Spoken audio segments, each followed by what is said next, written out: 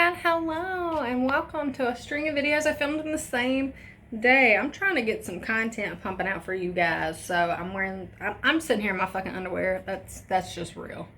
And just trying to film away because I have a busy week, and I just want you guys to get the content that you've become accustomed to from my channel, me posting 4 or 5 videos a week, and I'm trying really hard to continue that for you, but you guys know I have very limited time.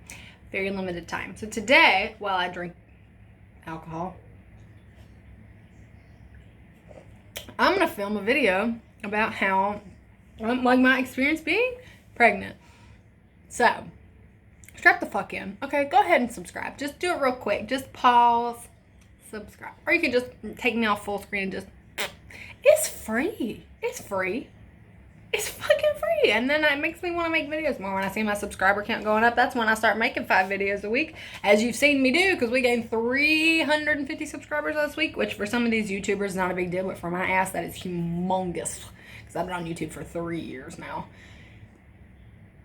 So many burps. But anyway, let's fucking get it. I found out I was pregnant when I was 21. I had been 21 for about 2 weeks when I found out I was pregnant. If you would like to see my baby's father's reaction, you could go watch my previous video. I did talk about that in my story of my abusive relationship, part 1. I touched a little bit on pregnancy. I had a lot of complications in my pregnancy because I was going through a lot of mental abuse and a lot of stress, and I was also in school full time, so I was broke as shit. So I was not taking the best care of myself. So I did have a lot of complications in my pregnancy. I remember calling my friends and telling them that I was pregnant, and we were all in college, and I was the only one that had, potentially a baby. And I had a really strong support system through my friends at the time. They did everything they possibly could to help me. They took me to the doctor. They came home with 30 pregnancy tests, and I just peed all day to make sure that I called my mom. She hung up on me. That's the story. But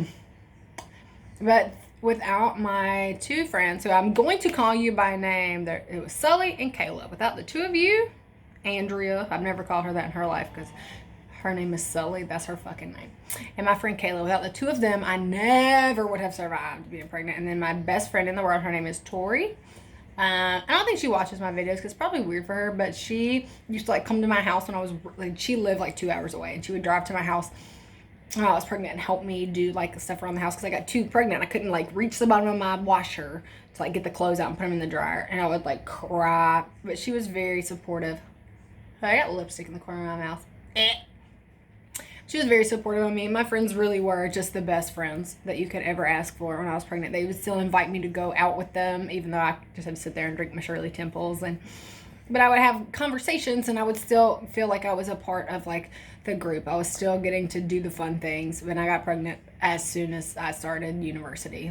I found out I was pregnant in fucking August. And that's when school starts.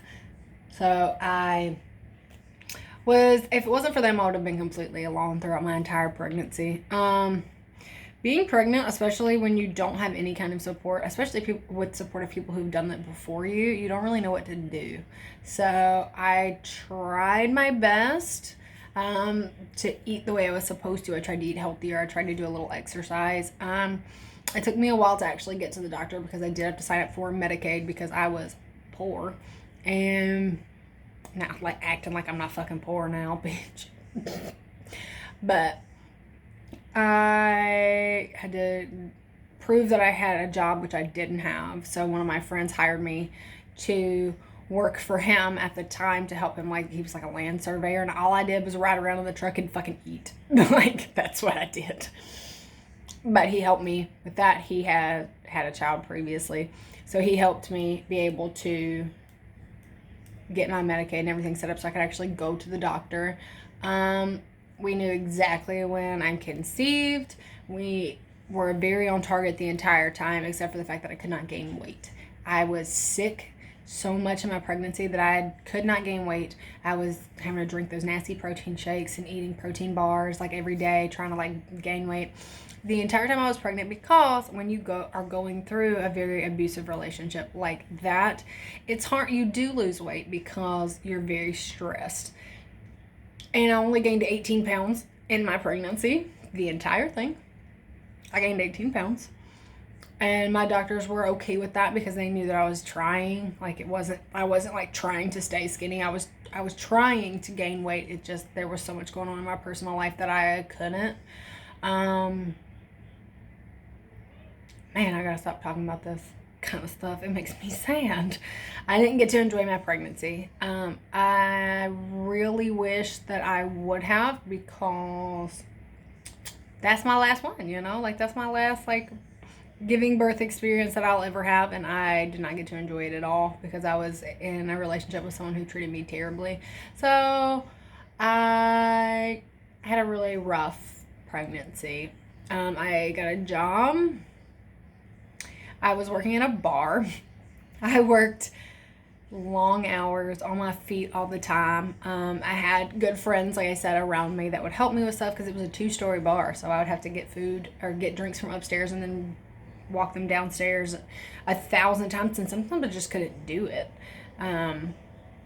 because I was pregnant as shit. And that job was still probably one of my favorite jobs. The job sucked, but I just had a lot of support at the place that I worked. Like, all my friends all worked there, so they could drive me, and if I was sick, they would cover for me, and it wasn't a thing. Like, they all went to the doctors with me. My ex went to 2 doctor's appointments through my entire pregnancy. He went to go find out the gender. And then I think he went to another random one. Oh, when I had to go do, like, my glucose test, he took me because I was very, like, sick. Because when you're pregnant and you can't eat, because you have to go, like, a certain amount of time without eating anything. And I couldn't get an appointment until, like, noon. And I was so, like, horrible, sick feeling because I hadn't eaten anything. So, in 12 hours, I was fucking dying. And, that was it. So it was really funny. This is a funny little side story. When he actually came with me to the first appointment was when we found out the gender of the baby.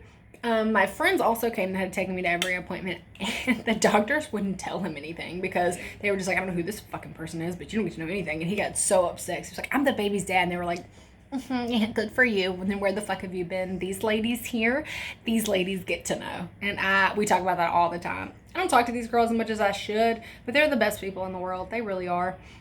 And I'm just not the best friend because I isolate myself. If you've watched him, I'm not getting on that tangent. But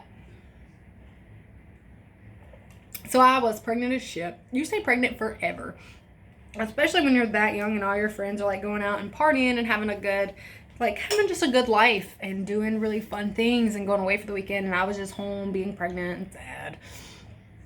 I had a lot of very good friends that helped me through that. If I was staying home, my friends didn't always stay home with me, but somebody would at least talk to me, like text me all night or something, because I wasn't sleeping because my baby daddy was fucking trifling and was always gone, and I was alone like the majority of the time. My stress levels actually sent me into early labor at 25 weeks, which, if anybody knows, it's like 5 months pregnant.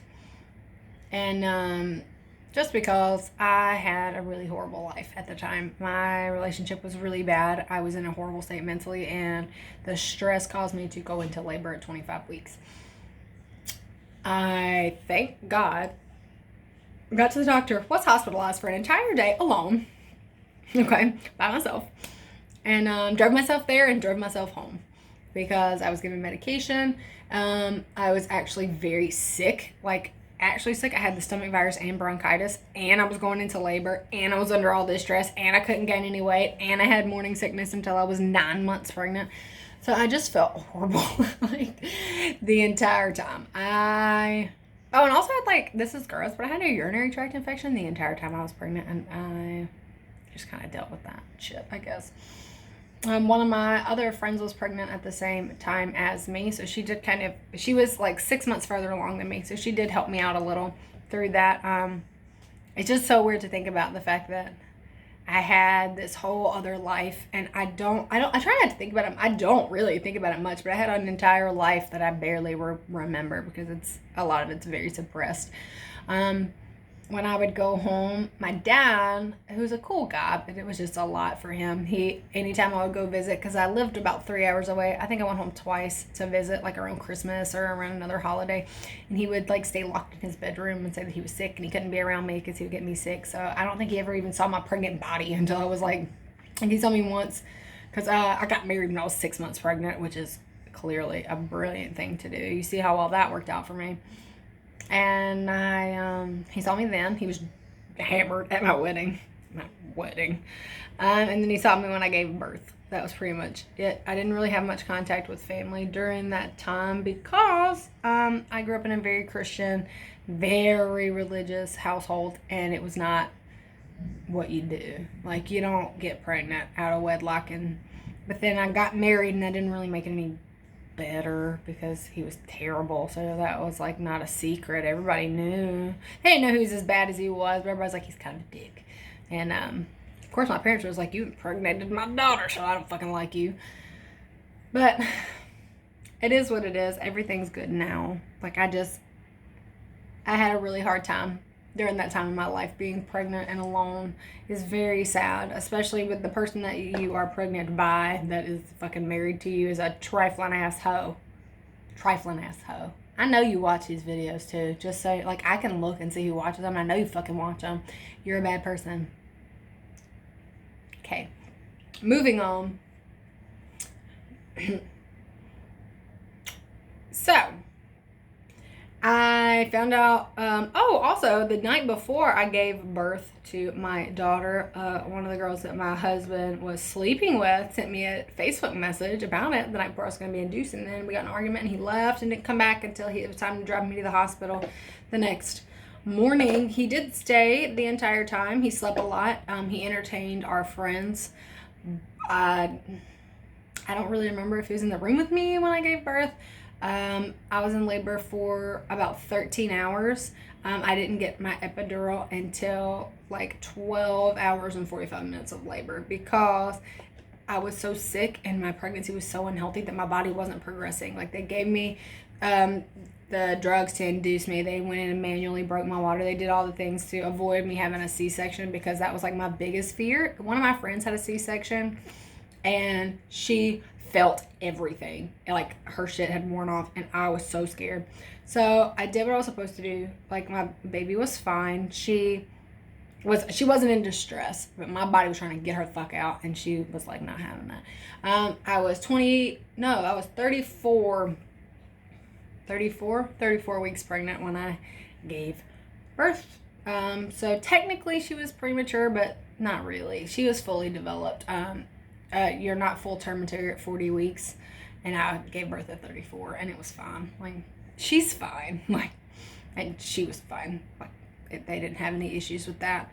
I remember the medications, they were giving me like IV pain medicine and is it Pitocin that like induces labor? I don't fucking know the names of these drugs. I'm in animal medicine. Like, I don't know anything about human medicine. Remember, they'd make me like pass out because I was so tired because I've been in labor for so long, and I was like vomiting the entire time, and I couldn't like form words because I was having contractions that lasted for 60 seconds every 30 seconds for 12 and a half hours. So I couldn't like function. Like, they have a little chart that's like, it tells you like, oh, contraction. Mine was like, phew, phew, phew. I'm like tearing the paper. And I was just like, this is what the fuck I get. Like, this is what I get for having such a horrible pregnancy. At least it'll be over. I remember that when I was finally dilated enough to get my epidural, my nurse's name was Sarah, and I will never forget Sarah. She was the best. If people were talking too loud, she would kick them out of the room because she thought it was stressing me out, and she was right because it was. There was 1,000 people there because when you're 21 and having a baby, like, all your fucking friends are like, what the fuck, we're all going. Everybody you've ever met shows up at that hospital, girl. Everybody I ever met. My whole family came. Like, there was just shit tons of us watching fucking TV while I'm, like, passed out throwing up. So that was fun.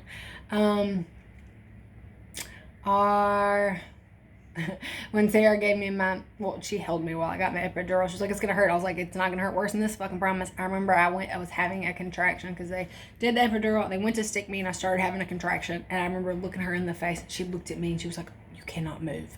And I was like, like holding her fucking hands. And she was like, had me like in her boobs and was just like, it's okay, don't move, don't move, don't move. And I was like, so after an epidural, it was like a whole nother fucking ball game. I was fine. I was just sitting there. I was just like, what's up, guys? How you doing? Sorry I acted like the fucking exorcist, but I can't feel shit now. So she let all my friends come in, and we're all just talking, you know, about, yo, you're fixing that baby. That's fucked up. And I was like, yeah, it's fucking weird, right? Like, I don't know what to do. I'm really scared. And they were like, ha, ha, ha, it sucks to be you. And then my nurse came in, and she was like, all right, guys, get behind the curtain. You guys, I'm telling you, there was like 10 people here. They were like, get behind the curtain. I'm just going to check and see how far we're doing. And she's like, okay, I'm going to stick my hand all up in your shit. And so I was like, hey, Sarah.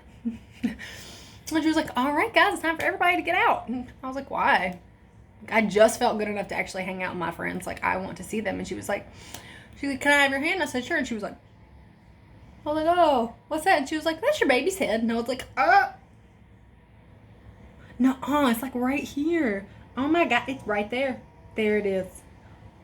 Is it? She was like, it's fucking time. Duh. Like, duh. Everybody get out. I didn't feel a motherfucking thing after this epidural. And I was sitting there, I had like my legs up by my head. And I was like, yeah, push the baby. And she was like, are you okay? I was like, I'm fine. Then the fucking door swings wide open, okay? The door to my birthing suite swings wide open. It is my mother with Starbucks. And she was like, hey girl, what? Oh my God, are you pushing out that baby? And I was like, what do you have? Is that coffee? Can I smell it? Got my legs. I'm like this. Okay, can you see my, like, you got your knees up at your shoulders, you're holding your own legs. I was like, can you just bring the coffee? I just want to smell the coffee. And the doctor's getting pissed because he's like, why is there no one watching these doors? Why is there people coming in and out of my fucking birthing room? And I'm like, okay, whose birthing room? This one. I'm pushing out a fucking baby. So then I'm sitting here talking to my mom. They're like pushing. I was like, yeah, push. Oh my God, is that a new drink from Starbucks? And then meanwhile, my baby's donor was like turning completely pale. He was like, you're doing such a good job. Like, I was like, shut the fuck up, you're interrupting. And I'm like, I pushed 3 times and here's a baby. The whole time I'm talking to my mom about coffee, I had no idea any of it was happening because I was so fucked up on this like epidural. I was like, Argh. So, oh my God, why does it smell so good? When do I get to have coffee? Will you go get me one? And then they're like, got this baby, and they're just like, this is your baby. And I was like, nuh-uh. Can I have her? And they like, yeah. And then they went the other way. And I remember I was like, what the? That was my first mom rage. I was like, where the fuck are you going? And when I got mad, my mom gets mad. She was like, where the fuck are you taking that baby? So I still got my legs up. They're like doing my little stitches and shit. And then the door swings open again. Not even lying. My shit is up and my legs are up here. And I'm like, me and my mom are cussing this lady that just took my baby and walked off, which she was just going to like wipe her because she was gross. And my cousin comes in the room and she was like, oh, hey, oh, it's over. Leans down, okay, to my spread legs like this and looks real close. She goes, oh, you're going to be fine. That's going to heal up fine. And I was like, can you get up here by my head, please? And she was like, oh God. Oh, no. Oh, that's going to be fine. They're stitched. It's okay. I'm just like, bitch, can y'all stop walking in the fucking room? And the whole time, apparently, a bunch of real gross shit was going on down there, but I didn't feel any of it. Except for, oh boy, saw the whole thing, almost passed out, and I was so annoyed. I was like, can you just leave? And he left to, like, tell everybody. Apparently, he passed out, and I was like, I just had a baby, and you passed out? That's fucking about right. So I'm sitting there, like my feet in stirrups, being stitched by a doctor, talking to my cousin about how she thinks it looks fine. It looks fine. It's going to heal fine. Anyway, my mom's still yelling at this woman to bring us the baby back. And she brought him back, and we got to hold her. And it was the most beautiful experience of my life. And I'll cry right now because she just looked at me with her little eyes. They were so blue. And she just looked up. She didn't cry. So I started being really nervous. I was like, she's not crying. Like, she never cried. And I got this baby. And I'm like, she didn't cry. Like, is she supposed to cry? They're like, sometimes they don't cry. I'm like, they've always cried in the fucking TV. They always cry. And so I start panicking. So naturally my mom starts panicking. And my cousin starts panicking. They're just like, what's wrong with her? Why aren't you telling us? And we're like the worst patients in the world at this point. And they're like, she's fine. Like, she's breathing. We're going to take her. We're going to put her over here. And they put her in the little thing that like weighs her. And it's got like the heat lamp. And we just start talking. And we're just like, oh, look how pretty she is. And she actually comes, like, oh my God, she's actually beautiful. Like, I'm not just saying that she's my granddaughter. That is a beautiful baby. Like, I'm looking at her and she's beautiful. And we're talking about it. And then my cousin hears the nurse go, oop, almost cooked her alive, and turn it down. So then we start cussing at this nurse again. My poor people that helped me give birth, they took it really well. They just laughed and they were just like, I'm just kidding. I was gonna cook. I'm like, you gonna cook who? Get me out. Let go of me. Get me out this bed. Cook some. Whose baby? Whose baby? Not mine. And my nurse Sarah was like, you guys, like, number one, calm down. You guys, stop saying stupid shit. Like, that's somebody's baby. And I was like, Sarah is on our team. And yeah, I was in a hospital that there wasn't a nursery, so they just gave her to me, and she's been with me ever since.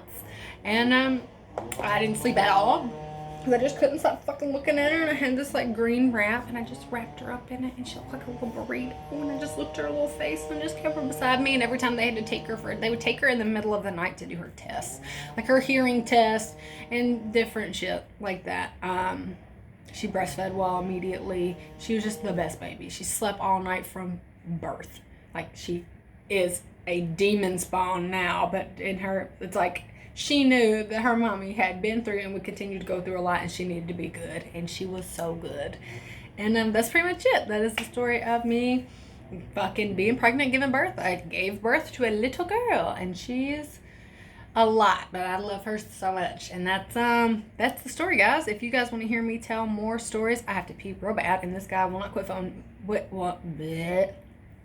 will not quit mowing his lawn. But I love you guys. And if you would like to, you can follow me on all my other social media accounts. You can follow me on Instagram at grungeXglitterX. Do it now. Just stop. Just go do it. And you can follow me on Twitter and Snapchat at grungeXglitter. And you can follow me on Facebook at grungeandglitter-KP. I love you guys so much, and I'll see you in the next one.